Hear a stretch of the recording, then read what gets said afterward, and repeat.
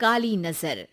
माँ, माँ, अरे क्या माँ माँ कर रहा है? बकरी का बच्चा है क्या? अरे माँ, मजाक छोड़ो। मुझे फाइनली वो मेन चौराहे वाली दुकान मिल गई है।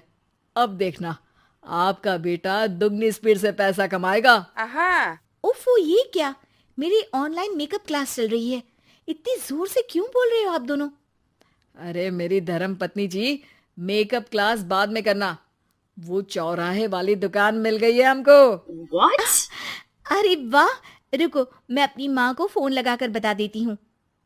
अरे मैं भी अपने रिश्तेदारों को बता देती हूँ। कितनी खुशी की बात है। Oh my हाँ हाँ, God. मैं भी अपने दोस्तों को बता देता हूँ। 1 हफ्ते बाद रजिस्ट्री है। बस, घर में खुशी का मौका था। उन तीनों ने अपने अपने फोन उठाए और लोगों में बात फैलाना शुरू कर दिया। और रही सही कसर श्वेता बहू ने अपने पड़ोस में सबको बताकर कर दी। अरे वर्मा आंटी, अब हम भी जल्दी कार ले लेंगे। घर का रेनोवेशन होगा और ठाट से रहेंगे हम भी। अरे ऐसा क्या हुआ? लॉटरी बाटरी लग गई है क्या? अरे इस बार चौराहे वाली मॉल में हमको भी दुकान मिल गई है। दुकान नंबर 21, जो एकदम चौराहे पर है। अब ग्राहक बढ़ेंगे तो आमदनी भी बढ़ेगी ही ना। अरे वाह, कितनी खुशी की बात है। मैं बहुत खुश हूँ तुम्हें इतना खुश देख के। बाकी एक बात कहूँ, सबको मत बताते फिरना। किसी की नजर लग जाएगी तो खुशी की खबर वापस लौट जाएगी। Oh my gosh! ऐसे थोड़ी ना होता है। अब डरा रही हो? अरे सही कह रही हूँ, काली नजर कहते हैं इस चीज को। जब आप किसी को कुछ बताओ और वो काम बिगड़ जाए। अरे लेकिन मैं तो... Oh my God. तुमने सबको बता दिया ना? हाँ, फोन लगा लगा के। अब बच के रहना, काली नजर बड़ी खतरनाक होती है। श्वेता इतनी खुश रहती है कि वो वर्मा आंटी की बात पर ध्यान ही नहीं देती, जबकि पड़ोस में और भी लोगों से खुशी की खबर शेयर करती रहती है। अगले दिन राजेश बहुत दुखी होकर घर आता है। अरे बेटा, क्या हुआ? मुंह क्यों सूजा हुआ है? मधुमक्खी ने काट लिया क्या? माँ, वो दुकान किसी और के पास चली गई। किसी ने ज्यादा भाव लगा दिया। What? अरे पर बात तो आपसे हुई थी ना उस दुकान वाले की। हाँ, आज मैं टोकन अमाउंट देने गया था, तब मुझे पता चला। कोई आकर सुबह मुझसे पहले ही ज्यादा अमाउंट दे गया। काली नजर। क्या? क्या कहा? वर्मा आंटी ने समझाया था कि किसी को बताना मत, वरना काली नजर लग जाएगी। अच्छा, तुम्हें उनकी बात मान लेनी चाहिए थी। उनकी बात मान लेती, लेकिन उसके पहले ही सबको बता चुके थे ना हम तीनों। अरे अगली बार से ध्यान रखेंगे। कोई भी नई चीज होगी तो किसी को नहीं बताएंगे। तीनों कुछ दिन ऐसे ही रहते हैं, पर एक दिन श्वेता को एक मेल आता है। राजेश, मेरा ऑनलाइन मेकअप कोर्स कंप्लीट हो गया। अब मैं खुद का पार्लर खोल सकती हूँ। अरे वाह, अपने मोहल्ले में ही खोलते हैं। ये जो घर के सामने दुकान है ना, वहीं।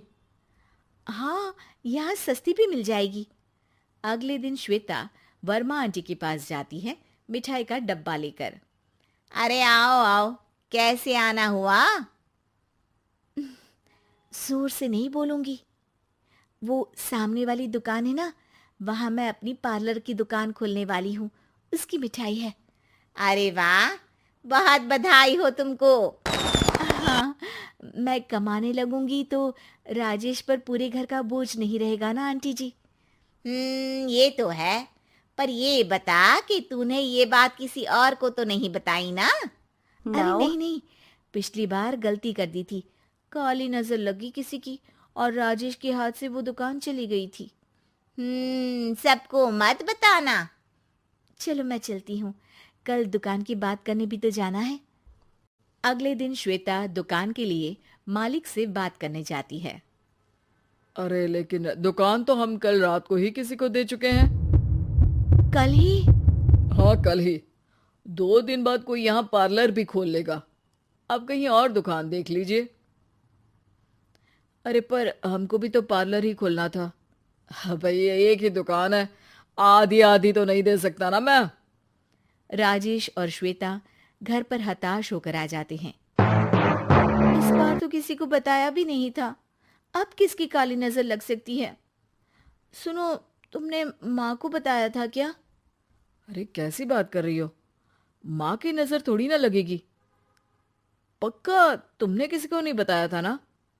सिर्फ वर्मा आंटी को बताया था, उन्होंने ही मुझे किसी को नहीं बताने को कहा। अरे यार, तुम भी सही हो, मेरी माँ को नहीं बताने को कह रही हो, पर वर्मा आंटी को बताना तुम्हें जरूरी लगा। अरे वर्मा आंटी ने ही तो काली नजर के बारे में बताया था ना, वो हमेशा हमारा भला ही तो चाहती हैं। मेरी माँ भी हमारा भला ही चाहती है। अरे पर चिल्ला क्यों रहे हो, बात नहीं कर सकते क्या आराम से? नहीं आता वो आराम से बात करना, और करना भी नहीं चाहता हूं मैं।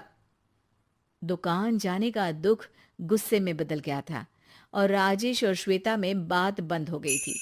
2 दिन बाद मोहल्ले में पार्लर का इनॉग्रेशन हुआ, जिसमें मोहल्ले के सभी लोगों को बुलाया गया, पर श्वेता, राजेश और माँ नहीं जाते। माँ, अंदर आ जाओ, क्या देख रही हो? अरे नया पार्लर देख रही हूं अपने आंगन से। देखो, माँ को दूसरे का सुख देखने में कितना मजा आ रहा है, मेरा दुख नहीं दिख रहा इन्हें। यहाँ मेरा पार्लर भी तो हो सकता था।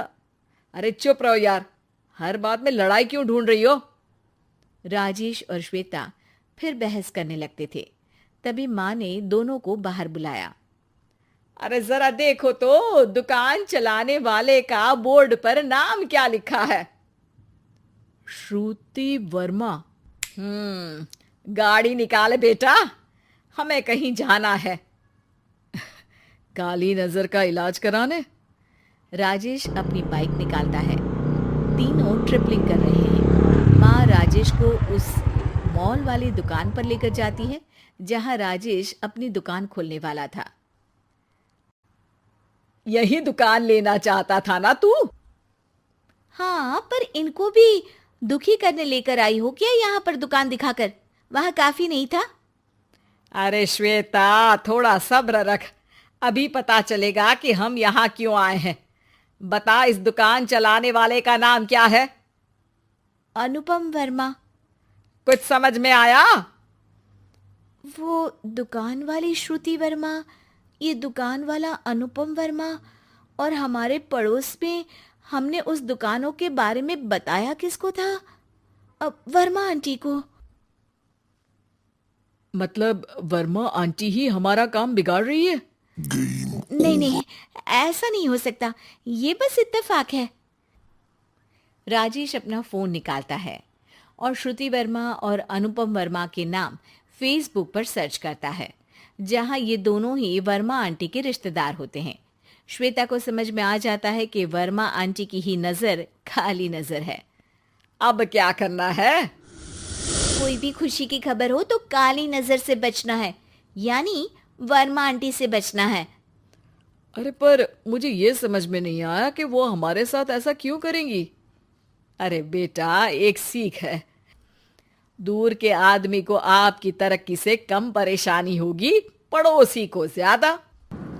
दोनों माँ की बात में हामी भरते हैं और अगला काम चुपचाप करने की कसम खाते हैं, ताकि आगे से वर्मा आंटी कोई काम ना बिगाड़ सके।